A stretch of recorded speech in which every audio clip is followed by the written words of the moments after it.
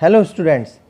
बच्चों, आज मैं आपको उद्यमी नर लेसन 8 की व्याख्या आपको बताने जा रहा हूँ।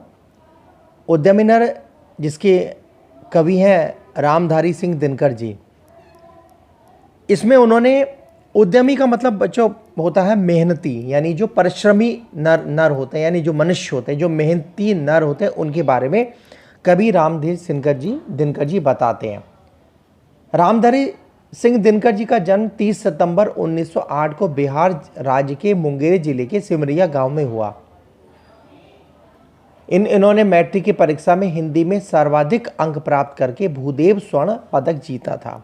भारत सरकार ने इन्हें पद्म भूषण से भी अलंकृत किया गया था और 24 अप्रैल 1974 को इनका स्वर्गवास हो गया था, यानी इनकी मृत्यु हो गई थी।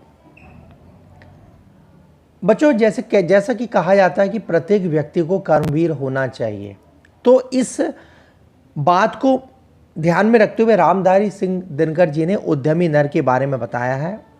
जैसे पहली लाइन है कि इतना कुछ है भरा विभव का कोश प्रकृति के भीतर, निज इच्छित सुख भोग सहज ही पा सकते नारी नर। रामधारी सिंह दिनकर जी कहते हैं कि इस धरती के अंदर बहुत कोश भरा हुआ है। कोश का मतलब होता है खजाना भरा हुआ है, और निज इच्छित सुख भोग, यानी हम अपनी इच्छा के अनुसार सुख को भोग सकते हैं, यानी सुख को प्राप्त कर सकते हैं। सहज ही पा सकते नर नारी, यानी प्रत्येक मनुष्य चाहे वो नर हो चाहे नारी हो, सहज का मतलब होता है आसानी से, हम अपनी इच्छा के अनुसार सुख पा सकते हैं बड़ी आसानी से, क्योंकि इस धरती के अंदर बहुत कुछ भरा हुआ है, यानी बहुत कुछ संपत्ति, कोष, खजाना भरा हुआ है, और हम अपनी इच्छा के अनुसार सुख भोग सकते हैं। सब हो सकते हैं तुष्ट, यानी हर किसी की इच्छाएं पूरी हो सकती है, सब संतुष्ट हो सकते हैं, एक सा सब सुख पा सकते हैं, चाहे तो पल में धरती को स्वर्ग बना सकते हैं, और सारे लोग एक साथ सुख पा सकते हैं, यानी अगर हम मेहनत करें तो, क्योंकि इस धरती के अंदर संपत्ति भरी हुई है। इस धरती यानी इस प्रकृति के भीतर कोश भरा हुआ है, और हम अपनी इच्छा के अनुसार सब कुछ पा सकते हैं, सारे लोग संतुष्ट हो सकते हैं, एक जैसा सुख पा सकते हैं, और अगर हम चाहें तो पल भर में इस धरती को भी स्वर्ग बना सकते हैं। आगे लिखा है बच्चों, छिपा दिए सब तत्व आवरण के नीचे ईश्वर है। कवि कहते हैं कि इस धरती के नीचे, यानी ईश्वर ने, भगवान ने इस धरती के नीचे विभिन्न प्रकार के तत्व छिपा रखे हैं, यानी इस धरती के अंदर बहुत कुछ छिपा हुआ है, लेकिन संघर्षों से खोज निकाला उद्यमी नर ने। कितनी अच्छी बात लिखी है कि यानी जो मेहनती युवक है, जो मेहनती नर है, यानी मेहनती मनुष्य है, उसने अपने संघर्षों से इस संपत्ति को खोज निकाला, अपनी मेहनत के माध्यम से इस संपत्ति को खोज निकाला। ब्रह्मा से कुछ लिखा भाग में मनुज नहीं लाया है, अपना सुख उसने अपने भुजबल से ही पाया।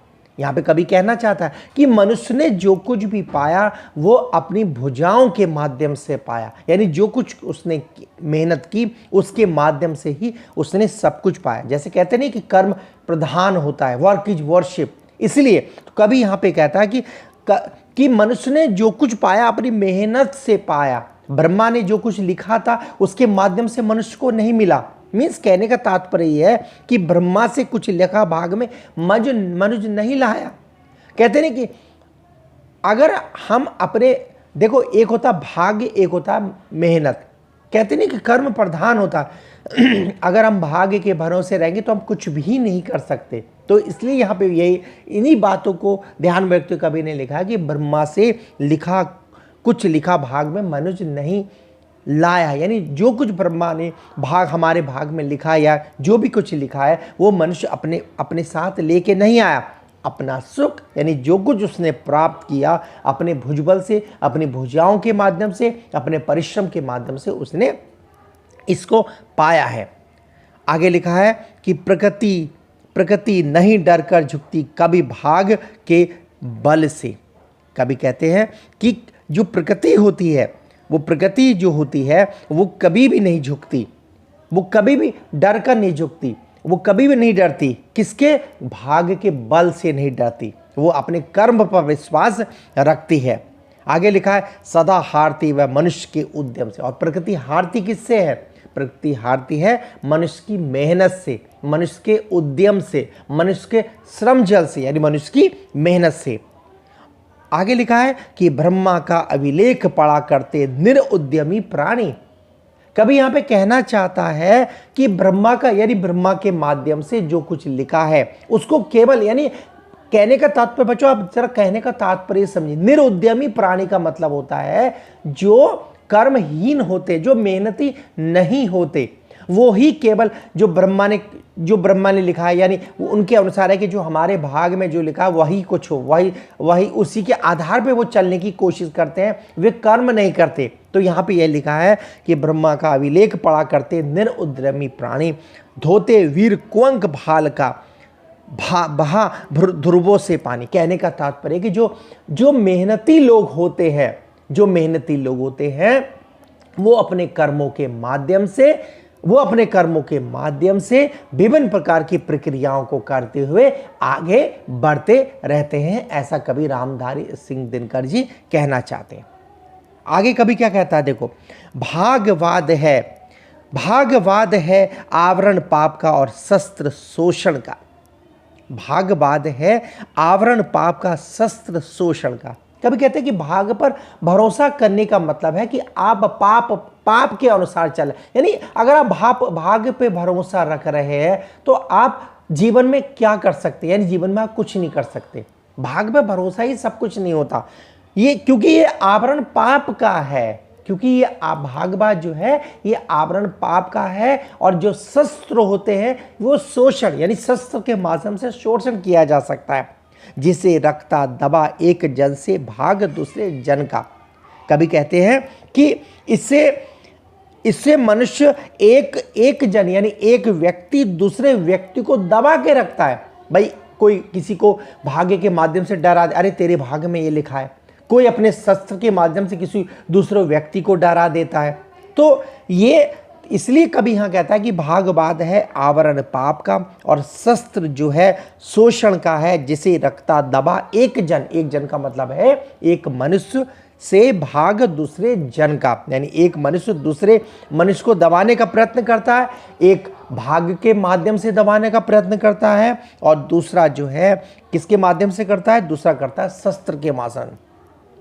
पूछो किसी, अब कभी कहता है कि पूछो किसी भाग्यवाद से यदि विधि अंक प्रबल, यानी सब कुछ ही भाग है। अगर सब कुछ ही भाग है तो पद पे क्यों ना देती ना स्वयं वसुधा निज रतन उगल है। अरे अगर सब कुछ ही भाग है, यानी कर्म अगर कुछ नहीं है तो धरती क्यों अपने आप से सब कुछ क्यों ना उगल देती। भाई आप एक माध्यम, यानी अगर हम फसलों को उगाएंगे नहीं, उसमें बीज नहीं डालेंगे, मेहनत नहीं करें तो फसल कैसे उगेगी। और अगर हमें भागी सब कुछ है तो वो तो फसलें अपने आप से उग जाएंगी बिना मेहनत के। कभी ये कहना चाहता है, बच्चों ध्यान से सुनिए, कि पूछो किसी भाग्यवाद से यदि विधि अंक पर, यानी सब कुछ ही भाग ही सब कुछ है, तो धरती माता अपने आप से सब कुछ क्यों रत्न उगल क्यों नहीं देती बिना मेहनत के। आगे क्या लिखा है, उपजाता, आगे लिखा है कि उपजाता क्यों विभव प्रकृति को सींच वह जल से क्यों ना उठा लेता निज संचित कोश भाग के बल से। कभी कहता है कि प्रकृति किसी मनुष्य के आगे नहीं झुकती है, वह हमेशा उद्यमी प्राणी के मेहनत से हारती है, और इस संसार में केवल आलसी लोग ही भाग पर निर्भर रहने का प्रयास करते हैं। एक मनुष्य संचित करता अर्थ पाप के बल से। एक मनुष्य वो है जो इकट्ठा, संचित का मतलब होता है इकट्ठा करना, अर्थ पाप के बल से, यानी वो अपनी मतलब वो जो कुछ भी धन जो इकट्ठा करता है वो पाप के माध्यम से इकट्ठा करता है, अपनी मेहनत के माध्यम से नहीं। अपनी मेहनत की एक व्यक्ति इस प्रकार का होता है कि जो कुछ भी वो अर्थ का मतलब जो पैसा जो भी वो इकट्ठा करता है वो अपने पाप के माध्यम से इकट्ठा करता है और भोगता उसे दूसरा भागवाद के छल से। और दूसरा वो व्यक्ति होता है जो दूसरों को भाग के माध्यम से डराकर छल के माध्यम से पैसा इकट्ठा करता है। दो टाइप के लोग होते हैं, एक तो छल के माध्यम से पैसा इकट्ठा करता है, और दूसरा भाग्य के माध्यम से जो है दूसरों छल से, मतलब भाग्य का छल, भाग्य के बारे में डरा कर, यानी भाग्य से डरा कर जो है वो उसके माध्यम से पैसा इकट्ठा करता है। आगे लास्ट लाइन बहुत अच्छी है बच्चों, ध्यान से सुनना, कि नर समाज का भाग्य एक है, यानी मनुष्य का जो समाज है, मनुष्य का जो समाज है उसका भाग्य क्या है, वो है श्रम। श्रम का मतलब होता है मेहनत, वो मेहनत है, वह भुजबल है, यानी अगर हमारी भुजाओं में ताकत है, अगर हम कर्मवीर हैं तो हम सब कुछ पा सकते हैं, ऐसा कवि कहना चाहता है। जिसके सम्मुख झुकी हुई पृथ्वी, और हमेशा ध्यान रखना पृथ्वी भी ऐसे ही लोगों के सामने झुकती है जो मेहनती होते हैं। विनीत नवतल, यानी पवित्र जो नवतल है, जो पवित्र नवतल, यानी नभ में से होता है आकाश, तल में से होता है जमीन, यानी धरती। ये जो धरती है, जो आकाश है, ये ऐसे ही लोग, यानी पृथ्वी ऐसे ही लोगों के सामने जो है पृथ्वी झुकी रहती है, जिसने किसके आगे झुकी रहती है, जिसने श्रम जल दिया, जिसने अपने आप को निछावर कर दिया, जिसने मेहनत की। इसलिए कभी कहता है कि जिसने श्रम जल किया, जिसने अपने आप को दान किया, जिसने तपस्या की, उसे पीछे मत रहने जाने दो, उसे पीछे मत धकेलो, यानी उसे पीछे मत रह जाने दो।